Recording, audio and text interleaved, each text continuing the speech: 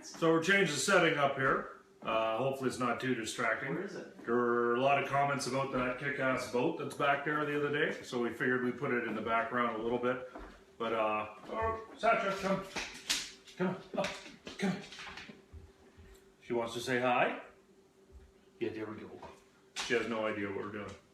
So, we just getting ourselves rolling here, and seems like the show's really starting to pick up and take off. And I found my kid's blanket though. We're searching for a blanket. You know what he's like without his blanket. He's telling you it's his kid's, but it's kind of like his Linus snivel blanket. I'll find it. Did you find it? So, a couple things that are going to be happening today. I just got to find a blanket. Run, man. Roll We're what are we going to do? Sing Tao. That's what I'm doing today. So the first thing I'm going to talk about, Bob and Doug thing. Parliament's on break right now, right? So they're done for the summer, and you probably heard that the last couple of weeks, the number one thing in front of Parliament has been right to die. It's also been, you know, getting the last little bits of the budget bill tabled, moving through the House. So while there's been stories about what's going on with veterans, not just our case, but particularly stuff going on back east, they've had an excuse for the last while, which is we're really busy with the assisted suicide bill, we're busy with the budget, and so on and so forth. Well, Parliament's on break now. So you do have time, and we're paying attention to. So when you go back to your ridings, I'm interested to see what the people think about where we're at right now. I'm interested to see if the doorbell is ringing, if the phone's going off the hook, if the emails are coming in, and I hope they are, because we've been talking to Canadians directly about that. Some of the stuff that's going to work here for yourselves and your family members, it's the old school approach. High tech's great, and as you can tell, we're using some of it right now. Not a lot, we should probably use more, but nonetheless, we are using it. But I'm telling you, it's the knocking on doors, it's the coffee with your MP, it's that kind of stuff that reminds them, because every time someone actually shows up and talks to the MP, they make an assumption that there's 30, 40 other people that feel the same way that dude does. And so on and so forth. Anyone can send a 5-second scathing email. We all know what the internet and social media is like. But to actually take time from your day, put a letter in the mail, put a stamp on it, or go even further and actually sit down with them, it registers. They get it. 10 people do that, they believe hundreds, and they rightfully believe, that hundreds of people are behind those 10, that hundreds agree with those 10. And so that's one of the things that we need to see as we go forward. Old school political pressure. It's also one of the things that we've decided to do in the court case. You'll notice we do get upset sometimes. It's an emotional thing, right? When you're fiddling with my benefits, you're fiddling with my family, I don't take those things all that easily. That said, we're paying a lot of attention to making sure that we come off as classy as we can while we're still having reactions to what's going on.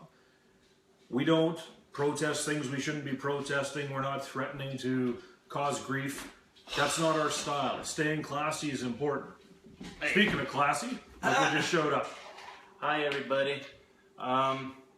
Family comes first, right? I had to find a blanket for a little kid. So I was just talking about how Parliament's on a break right now. And so all the excuses about other files being more important to ours, those are kind of like gone.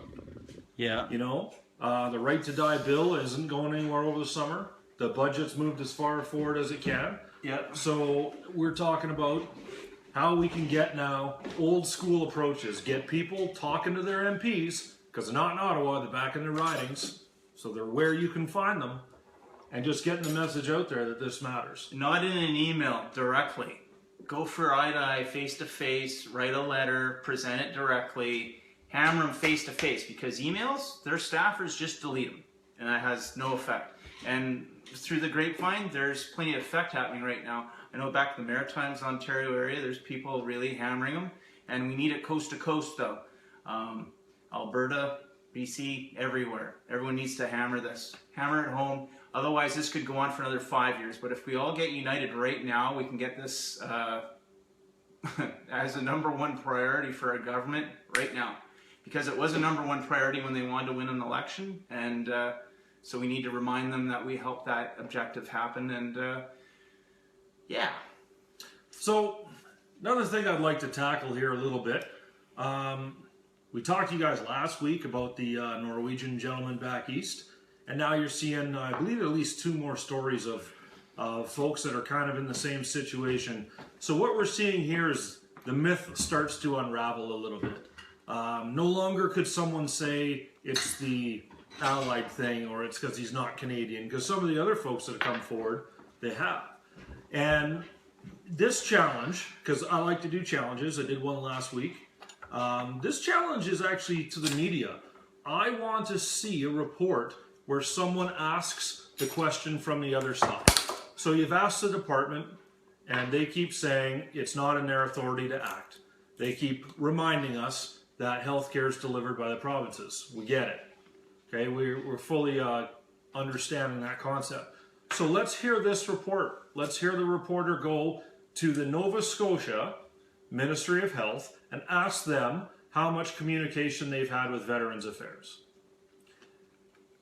And maybe drill down a little bit more. Find me the guy that's not returning Minister Hare's phone calls when he phones and asks about the care of this gentleman that needs a bed. So that's what we need to do. We're hearing from the left side of the conversation. We're hearing one group say, hey, it's not us, it's on them. Fine. So I would like to believe that through the couple of weeks we've heard about this, through all the media reports of saying the same 3 or 4 scripted sentences over and over again, I want to know, I want proof that those phone calls have been made, that someone is actually petitioning the Nova Scotia Ministry of Health to get this man in there. Because when they say it's not their authority, well, here's the thing. There's 3 levels of government authority in this country, and only 2 under the Constitution. And municipal doesn't deal with healthcare, provincial does. So when they're saying it's not Veterans Affairs responsible for these beds, that leaves one other group of people that it is. It's Provincial Health Ministry. How much communication has happened, and has it been a personal engagement from the Minister of Veterans Affairs to get that guy in there? Or is nothing being done? Whichever answer we come up with, let's go there. So on that note, we got a guest we're going to be phoning today. Yeah, in 20 minutes we're going to talk to Jody Mitic. Everyone knows who Jody Mitic is. Where's his button? So we're going to phone Jody. As you guys know, he's got his book out. We talked about it last week. A couple other things interesting about him. I mean, I'm not going to steal the show for him, but I'm basically going to reiterate what's already common knowledge. He's currently serving as a city councillor in Ottawa. His wife was combat medic. So you've got 2 tales of what it's like to go through the not only combat, but what it's like to go through the aftermath of dealing with injuries and trying to move on in life. And yep, we got a book there. That's good. This is paperback version. We got a hardcover as well. Get it? It's everywhere right now. It's not down at the corner store. It's at the pharmacy. It's all over. Facebook doesn't have mirrored, so we know that's backwards, but you can figure it out. So just like that, and then hang upside down, and then you'll be able to read it. Okay? Okay. It's like ambulance in the rear view mirror, but not. Okay. So we're going to talk to him, and we'll pose a couple questions to him, but we're just going to let him talk, see what he wants to say. Yeah, well, we did pull for a dozen questions from you all, so we are going to use those. Again, we're really low tech here, so we got a whiteboard over there, and I got a phone here, but we only have the one phone there and the one phone here, and so while he's on the phone, I can't really use the phone because I need the phone near that phone to be able for you to hear what he's saying, but while I need to also read this, and we don't have this wired to a printer, and we're not spending money, so not gonna happen. Yeah, so I'm just gonna write them out real quick. We're we got another thing that's happened in the last little while. So esteemed gentleman that was in the Senate for a while, General Romeo Dallaire, also Senator Romeo Dallaire, he retired from the Senate in his last year, and I'm thinking that gap is starting to be felt a little bit. Now, inside the Senate, you've got a little bit of confusion now. I mean, you've got the conservative members that no longer a government. You've got the Senate Liberals and the Senate Liberals that were formerly known as Senate Liberals or whatever the hell they're going with now. But what we don't have is a strong veteran representation inside the Senate. Now that doesn't mean we need to get a veteran in there, although that would be fantastic if the Prime Minister would name a veteran to the Senate. I'd love to see it. But there's been some prominent guys that have really worked for the veteran cause, and it goes to show that you don't need to be a vet to care for vets. I don't know if Peter Stoffer wants me to put him on the spot, but wouldn't it be great to see a guy like that in the Senate? Well, yeah. Now, he's doing his thing. He's probably happy not being in the House. He's probably enjoying a break because he's been at it for, what, 17 years? And he doesn't need a guy like me telling him what to do. But if he did need that, and if he phoned and said, hey, Brian, I got another 8 years to kill, what do you think I ought to do? I'd love to see him be first NDP senator, which would be interesting. There's no NDP? None. No. It's Conservatives, Liberals, and the artists they're like the senators formerly known as Liberals. So they're like the Green Party of the Senate. Right. And they haven't quite... But they've been a prominent feature of the political landscape in Canada for many decades. So on that note, they should have a guy in the Senate. But that's a political discussion. I would love to see Peter Stoffer in the Senate. And right now, if any of his family are probably seeing this, they're probably a little choked because they're probably happy to finally have him back from Ottawa. So give him 3 weeks of like holidays back there. And then maybe we should see what we can do about that. It's not a challenge. Right? I'm just putting it out there. It'd be fantastic if we get a guy like that. But if that's not the case, how many people retire from the Canadian Forces every year? A couple thousand. Okay. On top of that, we've got a significant amount of them, almost a third, I believe, are medically released. So you've got hundreds and hundreds of predictable leaders that we know are coming out of the military and into the public sector again. Or moving to the private sector, I should say. I would love to see us not only do the Hire 2 Corporals challenge from last week, which we've heard nothing but silence on. Yeah, what's up with that? Well, it's the usual. Like it's like this. It's like you put a claim into VAC and they just hope you go away. Well, they're gonna hope we go away. We'll not though. We'll just keep being here. But that would be an interesting thing. Let's see him get in there. That guy knows the file. He's done a lot to advocate for people. Even if you weren't in his riding. I'm on the other end of the country, and I phoned his office, and he personally returned the call to find out what my story was. So I got a lot of time for the guy. And I've been in his office where at 11 in the evening, there he was still calling people. He calls every single person back the same day. Every single person. It's like 11:30, he was calling some guy in BC, and he's recognized for that, and all parties recognize that he's got a reputation for that. He's a top-notch guy. It's funny, too, because I have never voted for that party. I won't make a prediction of the future, but I've never done it. It's not my leaning. And if someone were to ask me the number one guy to stick in the Senate right now, I would say him. Yeah, I would tend to agree with you. There we go. There's some questions. Oh, nice. I like it. All right. Well, we still have 15, 16 minutes. Apparently, Jody's had a rotten day, and he's just about ready to go, is this live? And it's like, well, yeah, we're not recording it. And he was like, oh, good, I had a rough day.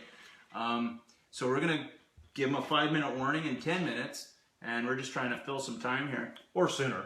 Or sooner. Yeah, just give him a heads up. Okay, we'll do it right now. So while he's doing that, I'm going to talk about not targets of opportunity, because that sounds rude, targets of questioning. So for the last 8 months, there's been a lot of questions going towards the minister's office. And you're getting the same answer. I mean, I could tell you what they are. Whatever you ask, you might hear it's none. We can't talk about it. It's in front of the courts. We can't talk about its personal criteria. We can't talk about that for another reason. What we can talk about is $5.6 billion. And those aren't things to scoff at. But I guess what I'm telling you is, regardless of the question, I can pretty much give you one of the stock 5 answers that you'll get. It'd be like, okay, is the Leafs going to draft that young kid for sure? They're going to trade the draft, pick away to, say, the Flyers, and it would probably be, well, we gave $5.6 billion in the budget. And, well, then if you went to, well, do you know what the weather's going to be like in Chilliwack next week? Maybe, well, we can't talk about that because it's in front of the courts. So that's kind of the answers we've been getting. And we think we might be noticing now that the opposition has taken that and they're trying to kind of go around the ministry and just ask the government, or I should say the leadership of the government at the moment. And for me, the people that need to be answering these questions, every MP that ran on this, there's not a ton of places where you could say the veterans file was the #1, but I guarantee you, if you got a strong retirement population of military like we do here in Chilliwack, even though the base is gone, tons of people from here served, and you get a community where there's a military base nearby, or Ottawa, where there's obviously a huge amount, and this was one of the #1 files. So those are the MPs that need to be getting questioned. It doesn't need to be attacked, because we don't do attack, okay? But that's who we need to be asking questions to, because, to be honest, I'm done with the stock answers. I've heard them. I could write you another one, but then I'd have to hear that 8 million times. They can't keep repeating that for the next year. Or honestly, I can't listen to it for another year. Well, no one's going to put up with it. What was it? Mercedes Stevenson actually just cut him off at the end on his last interview with her, and that was really rough. And it's like, you never want to see that happen to anybody, and I think the guy's really stuck with only being able to repeat the same things over and over again. So if you're in a riding where this was a big situation. Issue in the election, make it a big issue again on month 9 of the mandate, okay? And that's the thing, they gotta hear from you. They got to, because if they don't, they're gonna think that this is just something that they can ignore. They're gonna think that they can poach money out of this and put it into another pet project of theirs, some, urine treatment facility in South America or something like that, right? So, and that's not what we're looking for. What? Oh, it's just funny. A urine facility in South America? Well, maybe they have one. Maybe they do. Or maybe it's part of the platform for 2019. Urine facilities everywhere in Canada. That's part of innovation, right? A Uruguayan didn't they get poodle elected on shaving innovation? society. What kind of innovation's going on out there anyway? All right. So that's the kind of stuff we're going on. Any other current events? Well, there might be. So we had the court case. We're reiterating. Oh, the yeah. Norwegian vets. Okay, so you heard Don speaking the other day on CTV. He probably was on the news somewhere else. So when we talked to you guys last Tuesday, on Friday we were in court, and so I won't pretend to give you a legal rundown of what happened, but suffice it to say, it was a good day for the veterans, but it is a minor step forward of many thousands of steps as we go through it.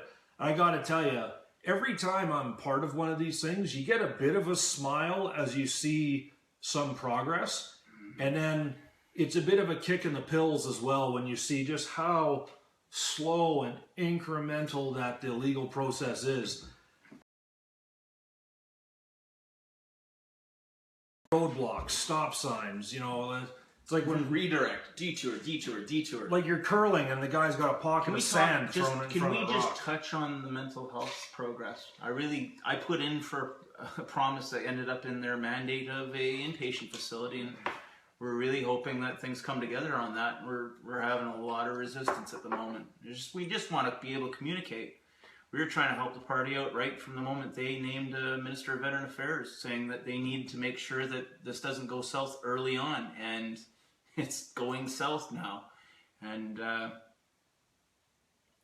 it feels like they don't want to have a conversation about an inpatient facility for veterans with PTSD. It's like when you go to the field and you're on water rationing and some goof is telling you that you still got to keep shaving and you got to use all the drinking water for shaving, right? It's that. It's like someone's been just stuck on an answer for 80 years. They won't modernize. They won't come around. Like, they can't give you any other answer. And that's the same thing we feel we're up against here. Like, it's like they're almost trying to tire you of asking the question by feeding you the same stock crap, for lack of a better term. Yeah. And we're not going to stop asking. I was hoping from the litigation side that they would see after 4 years that we're not going to stop doing that either. I don't really get where they're coming up with the idea that we're going to go away, because we haven't shown them any history of going away. Oh, we going through? Yeah, it's 4:20. I said I would call it 4:20. Hey, Jody, you there? I'm here. Are you curled up in your blanket? I'm curled up in my blankie. Did you have a long day, sir? Yes, I did. Okay. Could we get a thumbs up on the screen if you guys can hear Jody right now? No, he's not saying anything. Okay, Jody, talk. What's your favorite hockey team? Some questions, my friend. Okay, so What do you want to talk about? so they can hear you. So I'll let Aaron take it away. Well, we went and polled everybody for some questions, Jody, in the last few days, and so we got a sense of what some top questions were for you. So right off here, why someone like Jody, who had a traumatic amputee, hasn't developed PTSD like so many others with and without an amputation? How did you not develop PTSD, basically?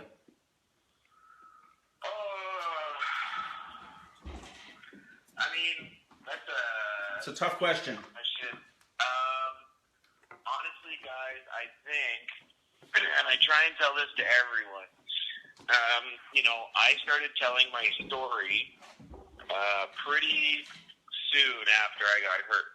Right. And if you go on CBC radio website, you can hear an interview between myself and Rick McInnes-Ray, and he used to have a show called Dispatches.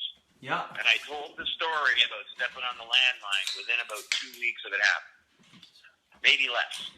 Yeah. And then I just kept telling the story, and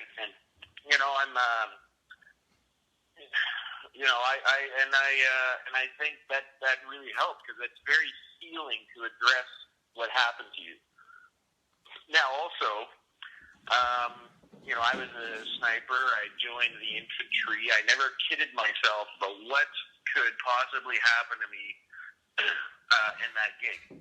So, it's not like I could see if you joined to be like a clerk, and suddenly you're thrown out into, combat in a convoy or something, which is a job that a lot of clerks volunteered for and did great work doing, but really they're not trained to do. No. And so, big ups to them for stepping up to the plate, but at the same time, if they asked me to do payroll, nobody would get paid, right? So,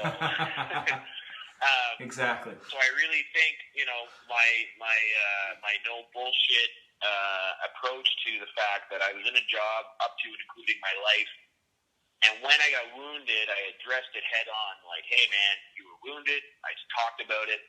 Now, I did develop an OSI. Sure. Right? Like, it's not like I was smiling and whistling through the whole thing. But I went to psychiatry, I went to psychology, and I started writing the book. I started writing the book about 6 months after I was wounded, and it was all about just dealing with what had happened.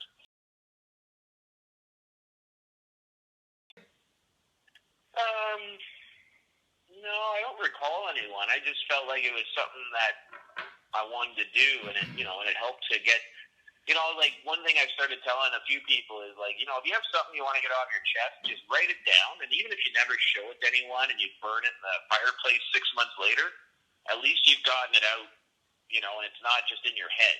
And, right. And I really feel like in our tough guy culture that is the military, we don't address what, not just the military, first responders and stuff, even society, like most people. Oh, Bill was such a great guy. I never expected him to be the guy to go crazy. Like you're normal right up until the day you go crazy, or not. Not to say crazy, but like right up to the day that you take some time off work, and everyone goes, "Oh, wow, imagine that." So we need to start just addressing that mental health overall is an issue for everybody, but instead what we do is I liken it to, if you break your leg and you ignore it, eventually you could end up getting it amputated. Right. Whereas if you address it as soon as it happens, which most of us do, you sprain your ankle, or whatever, you know, you address it. You go to the doc, you get some time off, you get some Tylenol, you get some crutches. But with mental injury, we choose to try and ignore it. And I think if we, as a whole, did a better job of addressing it, you know, we might have a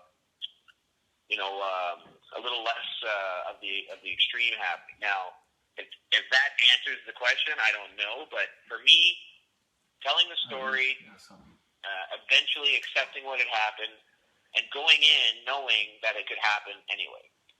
Yeah, like for me, I had a story that if it took a few years to realize it, but once I told that story enough times, I didn't start getting so emotional and welling in my eyes when I told it, and it becomes like an old memory after a while. Yeah, exactly. You know, it's I'm convinced. You know, the first thing that they make you do in any kind of rehab or in any kind of you know, like if you're in anger counseling or anything like that, they make you tell the story of what got you there, right? Yeah. What was the day you hit rock bottom? What was the day you know, what happened on the day you ended up getting arrested? Or what, you know, take us back to that time when you were a kid where you think that something happened. You know, like, it's always about getting it out of your system, and the more you talk about it, the more you process it. Right. And you know, and most of us, like, you know, most of us that have an OSI or PTSD, it's not one incident. Some of us it is, but most of us, it's, you know, it's the buildup. It's one thing after another, and then finally one day, you know, it's that straw that broke the camel's back. Now, if you process the whole time, you know, it's like when you sprain your ankle. You know, it's funny about me to talk about ankles. I don't have any, but you know, if you go back and you yeah, you know, you sprained your ankle and you're gonna baby it a little bit for a year or two, but you know, you're gonna be able to carry on, right? And so that's really what I think about mental injury. I like to try and address it like a physical injury. You address it, you acknowledge it, you realize it's there, and you treat it. Has Elena been like a fire team partner? Like, have you both been your like accountability buddy to work through things with OSI, with any traumas each of you had on your individual experience over there? Yeah, we try. Like, you know, I haven't heard all of Elena's stories. She hasn't heard all of mine. But, you know, there's moments where you lean on each other. You gotta, you know, when you're in this together. And especially with what happened to me being so close to her because she was on the team there. So, you know, every now and then one of us will drift off into a story that the other may or may not have heard. Actually, it's been about... We've been together a long time now. I wonder if either of us has stories the other hasn't heard. Anyway. Has she read your book yet? Oh yeah, she proofread the book. So I wanted to ask you, Jody. I've talked to a couple other guys that have done some writing work as well, and they've mentioned to me about how just in their day-to-day thoughts you can think about events that happened, but when you're writing, you got to dive into the dirt, you got to get into the details. So can you answer for me, did writing the book create any of its own stress for you? Create stress, sort of, in that it was hard to do because it was about me, and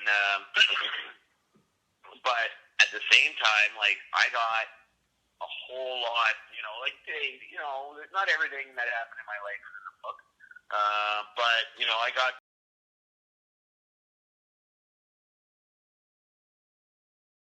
that off my chest, and the whole world knows, and now I can talk about it openly and not have to beat around the bush or pretend, you know, like, just pretend it never happened. Like, oh, it's in the book, 100% happened.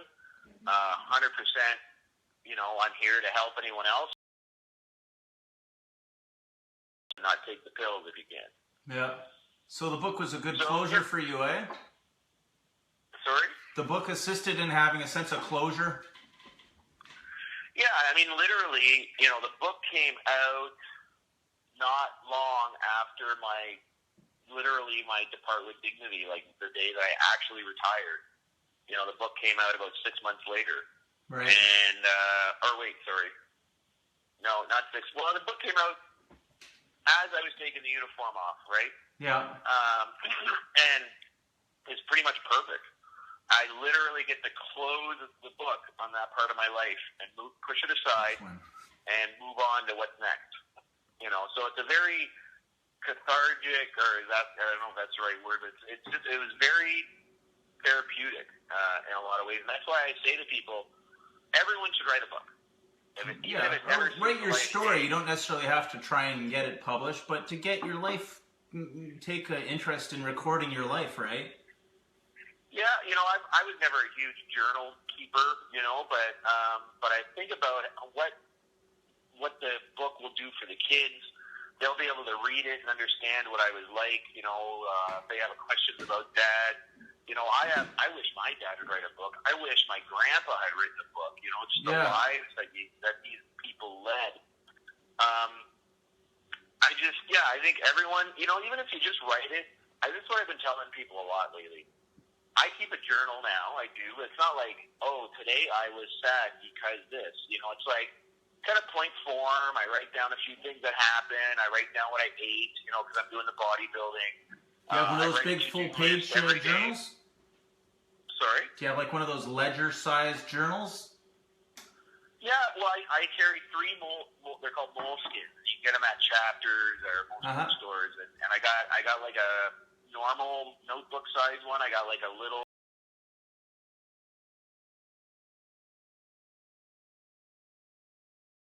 I write in, but it's just and I like them because I read, you know, Hemingway used them and blah blah blah. So I feel like I'm touching into all the great writers of the past, although that's a bunch of bullshit anyway, but it makes me feel better. So if we can move now for a bit into what you're doing today, what you're doing in modern times. So I'll just throw one at you. What do you find the most challenging about being a politician yourself? Oh, fellas. Okay, so we mailed you those questions 5 minutes ago. You knew that was coming.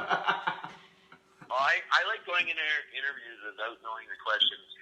Okay, well, you know, I was a bouncer.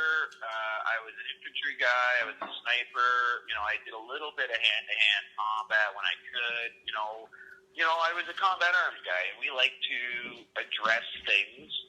We like to flank them, but we like to take on challenges head-on, right? Absolutely. And we also like to fight through to the objective, and you can't do that in politics. And what I mean is, you know, like, whenever you go into battle, you know where you want to be, and you know where you're starting, and in between, it's anyone's guess. You know, you have a rough plan. Politics is kind of like that, but instead of like hours or minutes or days, depending on which operation you're on, you're talking possibly years. Right. And you know, when your mindset is ambush right, attack, or you know, door left, or you know, door right, you know, breach, like you know, when that's your mindset, or even as snipers, you know, I can sit and watch a crossroads for a week, hoping a target shows up, but you know, like that's the mission. And you know, politics is you got a lot of things happening at the same time, and they're, you know, each one is its own mission, and you kind of gotta, you're kind of like, you know, you're kind of at the strategic level when you're doing stuff like that. Even at the municipal level, you know, like the biggest two things I'm trying to get is a road built and the hockey arena refurbished, and you know, I feel like I'm in combat some days just trying to get the money allocated or try to prove to people why it should happen.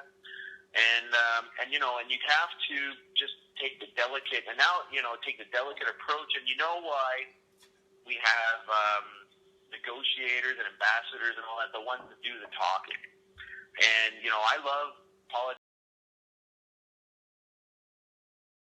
Change of mind has had to be, you know, it's not a right now thing, you know, like you just got to keep inching your way forward and take your victories where you can get them.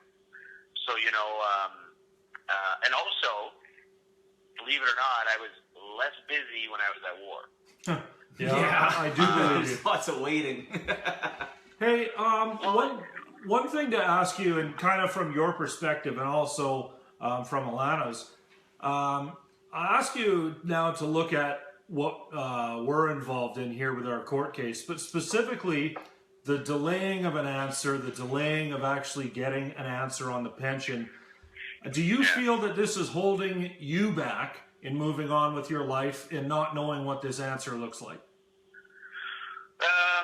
Frankly, no. If anything, it's motivating me to keep pushing forward and you know, bluntly get a new career, or you know, with the book or with the podcast, or you know, whatever comes next. You know, I always expected to get a medical pension if I got wounded. The fact that I didn't get one was a huge kick in the gut. From day one, they handed me the check, and I said, "Oh, what are you going to do when the market crashes? Give me another check." "Oh, don't worry, Jody, that never happens." "Oh, what happened in 2008? You know, I said, "Oh, I'll take this check if you add a zero, because that's actual money you can invest and live on for the future." That can set you for, you know, foundation for your life for the next 30, 40 years, right? Yeah, and you know what? You know, they can give all the excuses they want. Well, there was too many veterans in the woods not coming out, collecting their check, buying their food, their groceries, and I'm like, and I'm not sure what that has to do with me. You know, we have guys missing 3 limbs. I think they can get a $65,000 a year pension to sit at home and play with their kids for the rest of their life, if that's what they want to do. It shouldn't be up to any bureaucrat or accountant or politician to say, "Well, you need to get back in the workforce, son. You know, like that's what's good for you." No. We signed the dotted line and we swore the oath, and we took the shitty pay and the shitty hours and, you know, the living in dirt and getting rained on for days at a time, based on the deal. And the deal is that if you get smashed, the system looks after you for the rest of your life, regardless of the circumstance. And they took that deal away.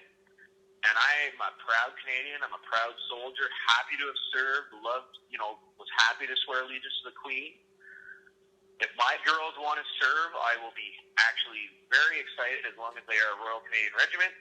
But, well, I mean, they could be a medic, I guess. I'll land as a medic, but, you know, I'll push them to the infantry, hopefully. But the point is, I will sit down and have a long talk with them to say, if things don't change, and say, this is the deal, this is what the government feels you're worth for signing away your life. And I'm going to hopefully see what they say, because I feel like at 18, 17, and yeah, we know for 10,000 years, armies have liked to get soldiers when they're young before they know too much. But the point is, that pension was supposed to be there for the veteran when he or she came home, to help them along with the rest of their life, because they gave so much to their country. Yeah. When we were 17, 18, asking family members about whether you're taken care of, no member of my family, my grandpa and his uncles, they said, no, if you get badly hurt, you're going to be looked after. Those were World War II guys. Yeah, I mean, I don't, like, for not, you know, the new government, you know, as a politician, I've said this before, they have their whole 4 years to try and implement their mandate, and I'll grant them that. But to say they need to consult with us more on what's needed, well, you know what, guys? We had 9 years with the last guys, and we all said the same thing: pension, pension, pension, pension. And even the last guys, as much as they like to say that they support us, and I'm friends with many of them, you never brought back the pension. Right. So for the new guys to go and make a speech and say, we will bring it back, it'll be one of the first things we do. They borrowed $30 billion to implement their, whatever their plan. $30 billion in the first year. It would take less than $1 billion to make us all square with them. And they couldn't have taken $1 billion of that 30 and put it towards the veteran and say, there you go, you're square, let's carry on. Yeah, let's have some closure. This is done. We're going to celebrate the 100-year anniversary of Vimy, 100-year anniversary of signing the armistice, and it's going to be rosy, sunny ways, right? Well, look, their slogans, all that is secondary to me. My point is, you know, if you really wanted to show what you want to do, you would have made it. Even if you couldn't put in the pensions this budget, you showed a roadmap and you say it's going to happen. You know, you don't. You know, what are they doing next budget? We're supposed to all get a few bucks more in our pocket. Okay, good, I guess. I don't know. I'll top up the kids' RESPs and pay off some of the house. I don't know what. But the point is, you know, I make a decent wage and I make a few bucks, but that's $44,000 or $4,200 or whatever it would be today. Was supposed to be tax-free and in my bank account every month till the day I died because of what happened, regardless of anything else. Now we have a system that's overly complicated. I'm supposed to be one of the guys. I'm sorry if I'm not allowed to swear. Oh, you can swear. You can drink beer or anything.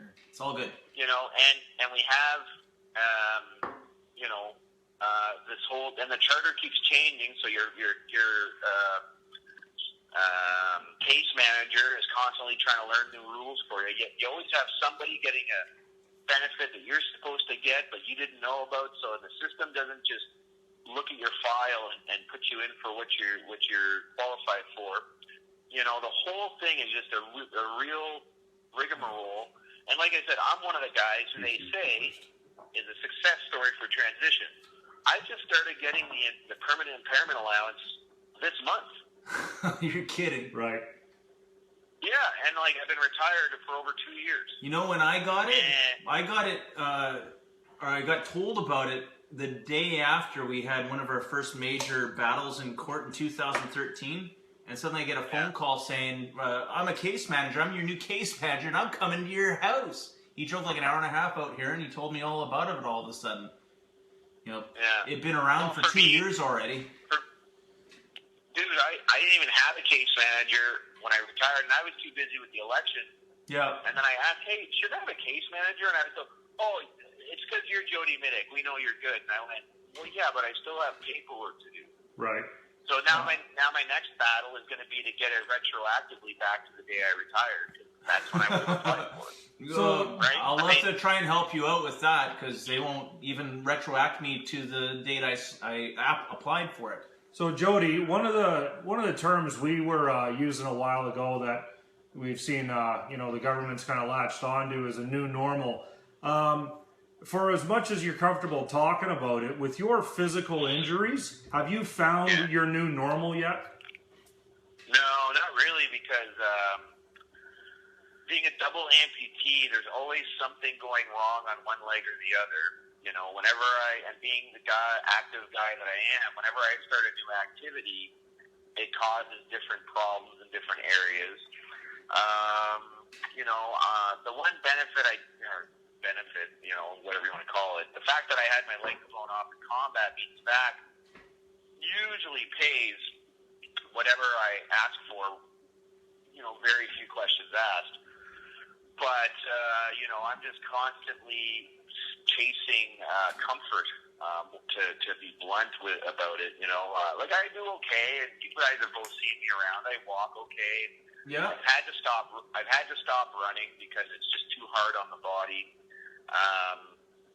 And you know, and the return on investment just isn't there. You know, it's just and the new normal, I guess, would be that I wake up and I put legs on in the morning, and at night I take them off. But you know, one day I might not be able to do that because my body might start rejecting them. My joints might, you know, my right knee is going now. My SI joints are going. I'm not even 40.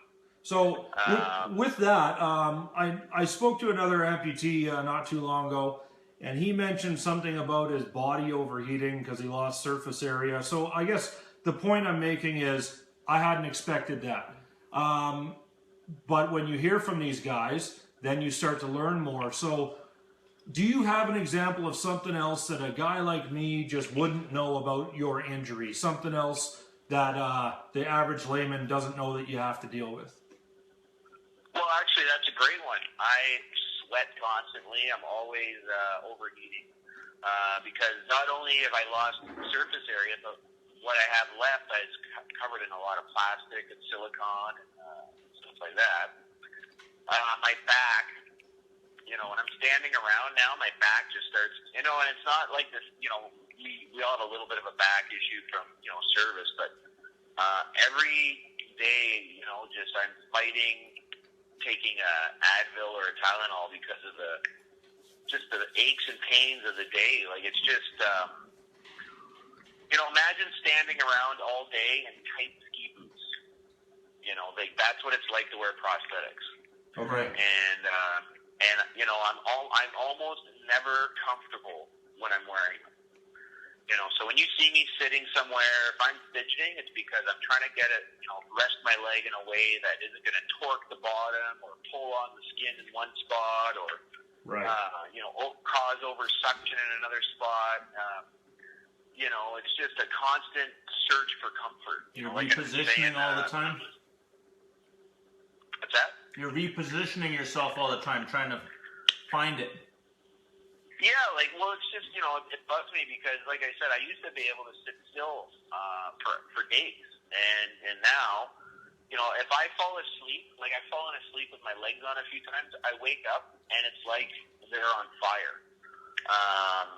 It's just a constant battle with discomfort when you're wearing the prosthetics. And, and I got two. I know some guys with one, they do a little bit better because they got one good pillar. But for me, it's just, it's always, like I said, it's just a constant search for comfort. So, like, when you're talking to us right now, do you wear your prosthetics at home routinely, or do they come off when you get home? Like, I don't know what day-to-day routine looks like. Well, today I took them off as soon as I got home. I got home a little late because of the day I had. But, that means that I'm not doing any chores in the backyard. I'm not out in the garage cleaning like I had planned to this summer.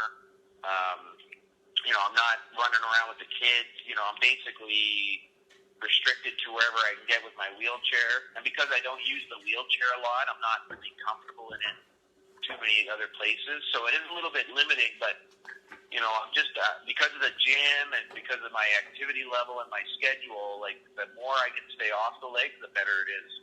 So the last question I have for you, I got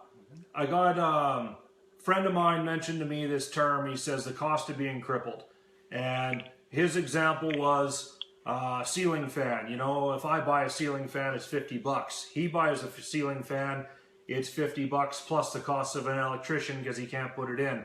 And so there's all these financial things that just the rest of us don't think about. And I'm sure the bureaucrats didn't think about when they designed the benefit scheme that's out there.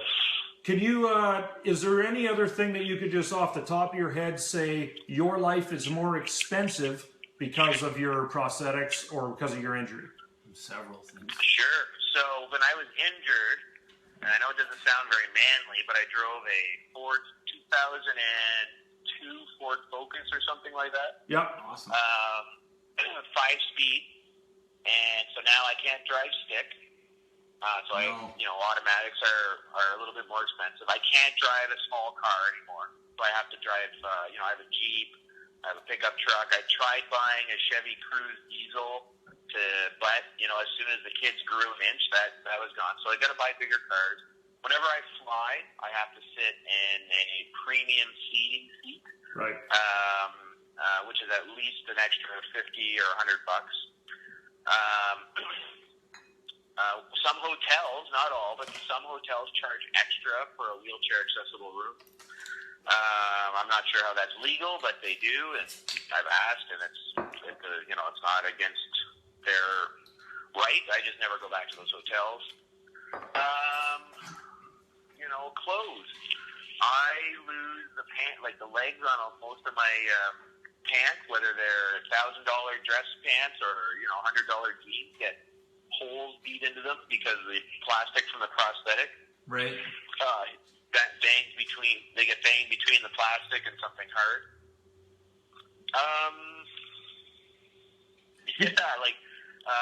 VIP from back, which got cut by half pretty much. Used to pay for snow shoveling and that. It still does, but not enough anymore. So now I got to do a little bit or pay out of my own pocket. And your friend's example of, there's just things that I can't do myself anymore. So you got to pay someone. And again, the VIP is supposed to cover it, but it doesn't. You know, it's not enough money anymore. Their criteria for whatever grade they put you at is it's unfair. Well, it's really weird that you could go from what rate I was getting. You know, I don't need to divulge amounts, and then suddenly I'm getting, you know, at least a third less. Maybe even half. I might be even getting half less. And it's like, you know, how does it get, you know, with everything is going up in cost, somehow the benefit went down. That's really weird.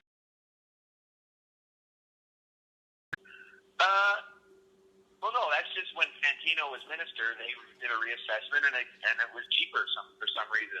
You know, everything has gone up in price in the world, but somehow lawn keeping and tidying up around the house and all that and snow shoveling got cheaper somehow. I don't know. It's really weird. Yeah. But you'd have to ask Veterans Affairs how they figured that out. Hey, Jody? Yeah, buddy. We're going to let you have a wrap up today here. So, yeah, that's, we had the questions come in from the community. We posed them to you. We had some of our own. And I got to say, man, it's the end of a long day for you, a tough one. And I can't thank you enough for doing this with us today. Hey, no problem, guys. Listen,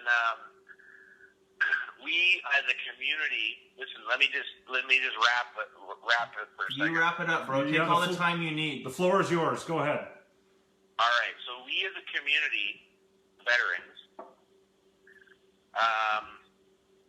we're really good at breaking each other down. Unfortunately, I see it less now than I did 10 years ago.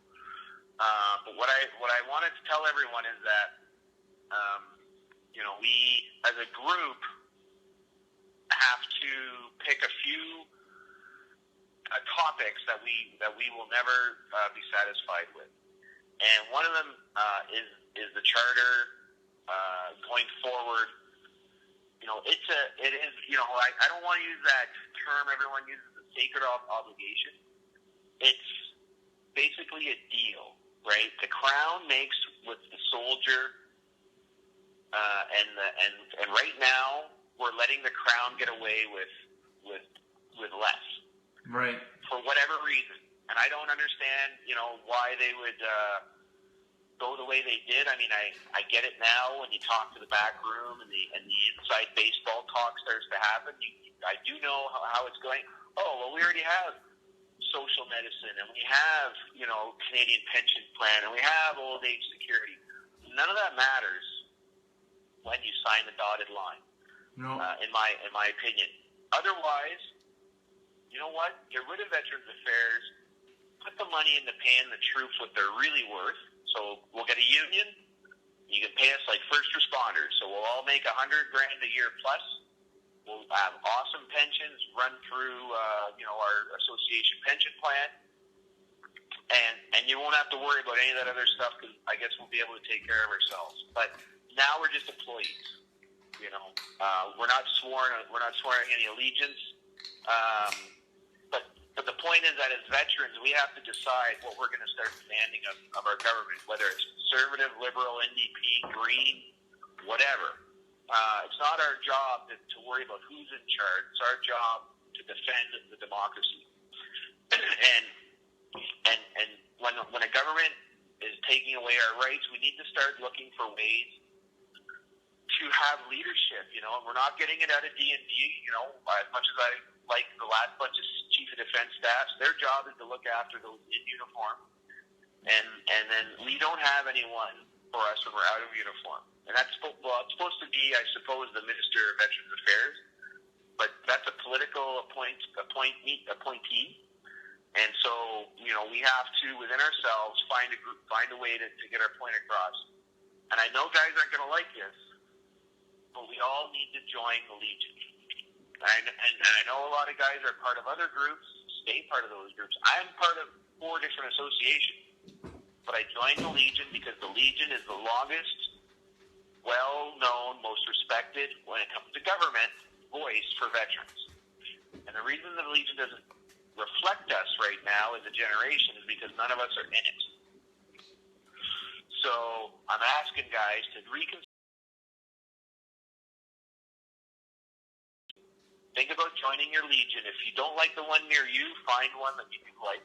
And if you can't find one, call me. You know what?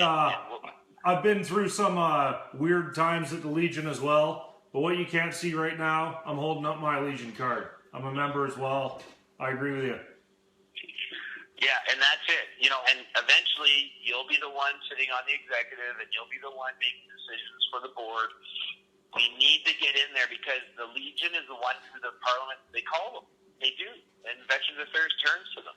Yeah. And we can still have all these groups, but, you know, the Legion is the longest, most recognized. It's got a motion or an act. It's recognized by the Queen. Right. No other group has that prestige. So we don't want to lose that. Right, well, it's another way to get in the door. Yeah. And anyway, right now, I'm getting a little long-winded. I'm gonna leave it there. At the end of the day, guys, we have the freedom to be able to do these things in Canada because it's Canada. Yeah. And we fought to keep it the way it is. And we deserve, if Gilles Duceppe can get $120,000 a year pension for trying to break up the country, I think those of us that get hurt defending the country deserve, half of that. And I'll never stop thinking that. And I'll never accept the lump sum. That's my favorite perspective, and it came from you first, Jody. What's that, brother? That perspective came from you first, and I love it. Yeah, and you know what? The more you look at it, for 25 years service, Gilles Duceppe, who won't even salute the flag, gets $120,000 a year. And exactly. We have guys that are missing 3-4 limbs, broken backs, broken minds, and they can barely get enough money to pay the bills or put their lives back together, and I don't think that's right. And, and I'll never stop saying that, and I'll always take it to them whenever they ask. Yeah, we appreciate you doing that, man. Jody, so we're holding up your book right now for everyone to see. This is unflinching. Well, thanks, guys. Is Jody doing a tour? Are you going to any more towns in the next few months? Have you heard yet?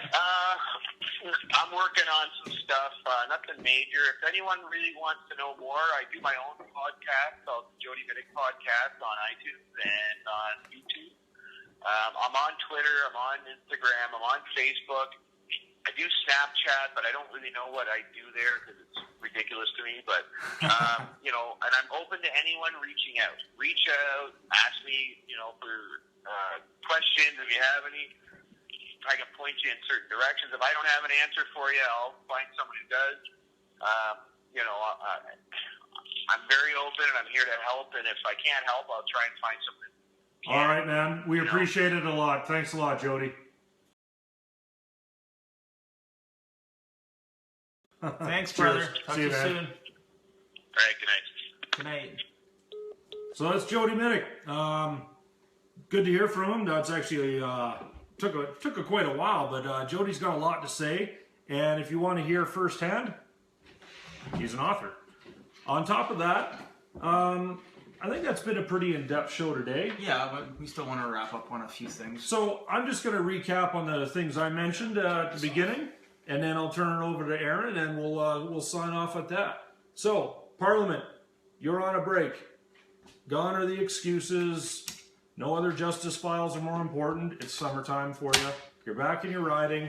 Go talk to the people. And then the people, go talk to your MP.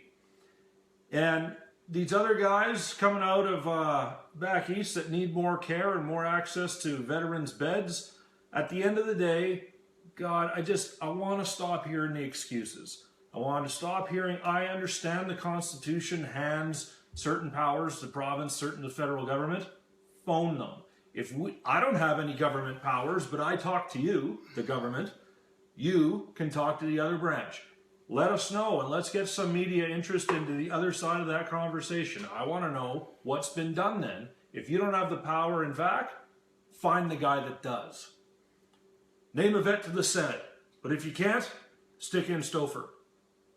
Or someone like Stoffer, but Stoffer would be better than someone.